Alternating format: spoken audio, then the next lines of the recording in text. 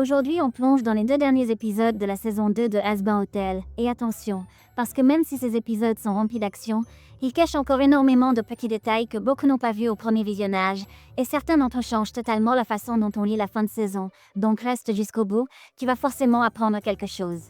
Dès le début, l'épisode 7 nous balance une révélation discrète mais essentielle sur Vox. Son nom complet est Vincent Whitman. Le journal qui apparaît pendant sa chanson Brighter le confirme, et ça donne déjà un ton très humain à son passé. Sur son tableau, on retrouve son obsession pour les requins, mais surtout des plans qu'il réutilisera plus tard en enfer, preuve que ses ambitions datent d'avant sa transformation.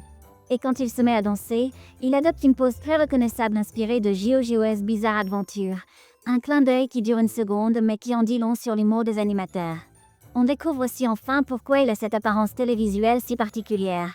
Sa tête a été écrasée et électrocutée par un téléviseur. Ce n'est pas juste un choix esthétique, mais le traumatisme qui définit son pouvoir.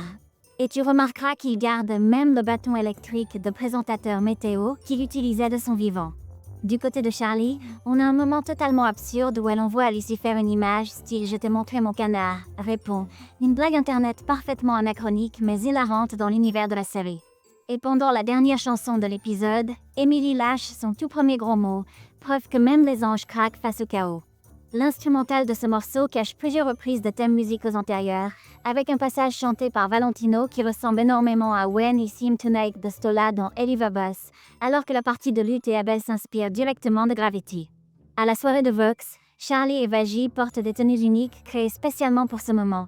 Charlie récupérant sa couronne démoniaque de la saison 1 et Vaggie arborant un cache-œil qui rappelle l'un de ses anciens designs supprimés.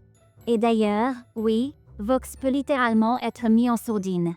C'est visuellement très drôle mais symboliquement énorme, parce que ça casse toute son aura d'intouchable. Le combat contre Kitty évoque clairement celui contre Robofizz dans Eliva Bus, même rythme, même énergie chaotique. Pendant ce temps, Alastor surprend tout le monde en appelant Vox son ami, ce qui sidère Vox qui ne comprend plus qui manipule qui. Et sur l'interface de Shockwave, Vox apparaît sous le nom Phaser, un détail étrange qui laisse penser qu'elle a avec lui un rapport hiérarchique ou affectif bien plus tordu qu'on ne le pensait. Velvet, elle, révèle encore un morceau de sa nature mécanique. Elle se démonte littéralement en morceaux, puis se réassemble sans effort, montrant qu'elle n'est pas juste violente, mais presque indestructible. Dans les scènes de foule, on retrouve plusieurs pêcheurs déjà aperçus auparavant, notamment celui de Hazbin Garanté, preuve que l'équipe glisse volontairement des rappels visuels pour montrer que le monde est cohérent et vivant. Lors du tir des faisceaux, chaque personnage utilise une énergie parfaitement assortie à ses couleurs et à ses pouvoirs, et oui, Nifty possède son propre rayon.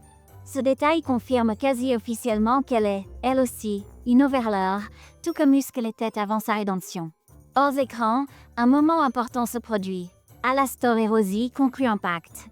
On ne sait pas ce qu'il contient, mais les conséquences sont visibles immédiatement.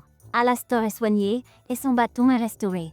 Ce pacte est probablement un point clé pour la saison 3. Et justement, la dernière révélation énorme arrive dans les dernières secondes. Lilith répond enfin à l'appel de Charlie.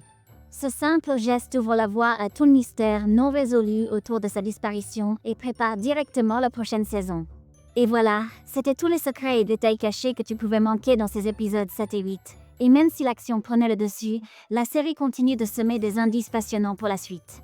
Alors dis-moi, lesquels avais-tu repérés? Et lesquels t'ont surpris aujourd'hui? On en reparle juste après.